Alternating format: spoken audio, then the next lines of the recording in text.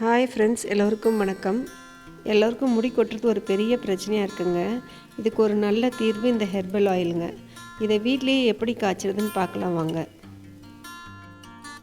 அதற்கு முதல் தேவையான பொருட்கள் என்னென்னு பார்க்கலாம் வாங்க. ஒரு கைப்பிடி அளவு மருதாணி எடுத்துக்கலாங்க. ஒரு கைப்பிடி அளவு கருவேப்பிலை எடுத்துக்கலாங்க. சின்ன வெங்காயம் 10லேருந்து 15 எடுத்துக்கலாங்க.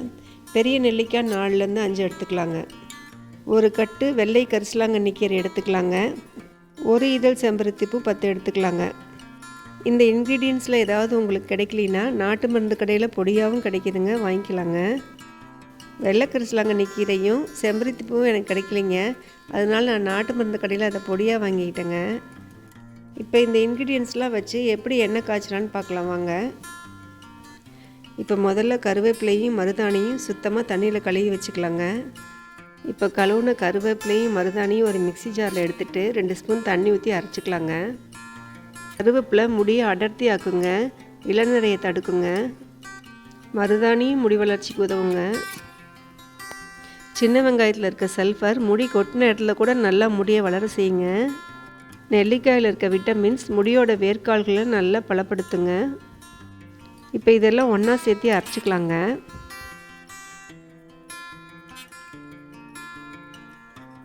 இப்போ கரிசலாங்கண்ணி பொடியை அரைச்ச விழுதோடு சேர்த்திக்கலாங்க. கரிசலாங்கண்ணி கீரைக்கு முடி நல்லா வளருங்க. அடுத்து செம்பருத்தி பொடியை சேர்த்திக்கிறேனுங்க, அது முடியை நல்லா சாஃப்டாக்குங்க. இப்போ இதையெல்லாம் ஒன்றா சேர்த்து நல்லா கலந்துக்கலாங்க. கொஞ்சமாக தண்ணி சேர்க்கலாங்க, ரொம்ப தண்ணி சேர்க்க தேவையில்லை.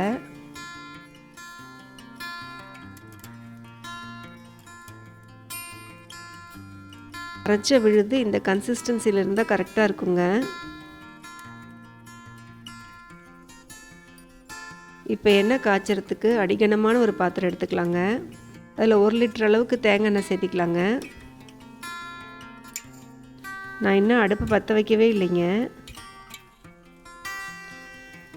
அடுப்பு பற்ற வைக்கிறதுக்கு முன்னாடியே அரைச்ச விழுதை இந்த எண்ணெயில் நல்லா கலந்துக்கலாங்க.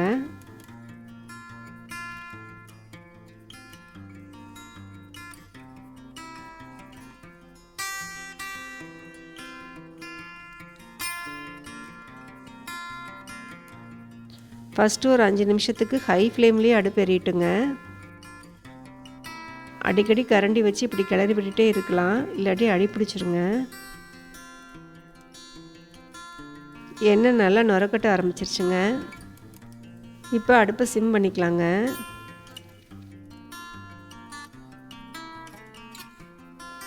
எண்ணெய் நல்லா சூடாயிடுச்சுங்க. இப்போ நல்லா கொதிக்க ஆரம்பிச்சிருச்சுங்க.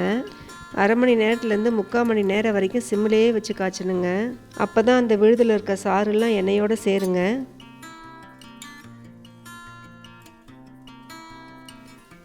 எண்ணெயில் இருக்க விழுது கரண்டியில் எடுத்து கையில் வச்சு பார்த்தா ஒட்டக்கூடாதுங்க, மணலாட்ட உதிரணுங்க.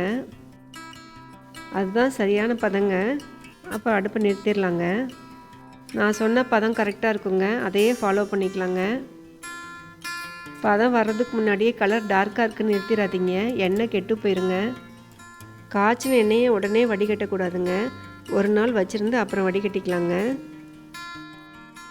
ஒரு நாள் வச்சுருந்து எடுத்துட்டேனுங்க. ஒரு அகலமான பாத்திரத்தை எடுத்துக்கலாங்க. அதில் சுத்தமான வெள்ளை துணி இப்படி போட்டுக்கலாங்க. கொஞ்சம் கொஞ்சமாக எண்ணெய் ஊற்றி வடிகட்டிக்கலாங்க. எண்ணெய் நல்லா திக்காக கலராக வாசமாக இருக்குங்க. எண்ணெய் காய்ச்சினதுக்கப்புறம் திக்காக இருக்குதுன்னு தேங்காய் எண்ணெயோடு கலந்துடாதீங்க, எண்ணெய் கெட்டு போயிருங்க. இப்போ முழுசு வடிகட்டியாச்சுங்க. 1 லிட்டர் எண்ணெய் ஊற்றுனதுக்கு 3/4 லிட்டர் அளவு எண்ணெய் கிடச்சிருக்குங்க. இந்த எண்ணெயை ஒரு சுத்தமான கிளாஸ் பாட்டில் எடுத்து ஸ்டோர் பண்ணிக்கோங்க. இந்த எண்ணெய் 1 வருஷம் வரைக்கும் கூட கெட்டு போகாமல் இருக்குங்க. இதை நீங்களும் வீட்டில் ட்ரை பண்ணி பாருங்கள். இந்த வீடியோ பிடிச்சிருந்தா லைக் பண்ணுங்கள், ஷேர் பண்ணுங்கள், சப்ஸ்கிரைப் பண்ணிக்கோங்க.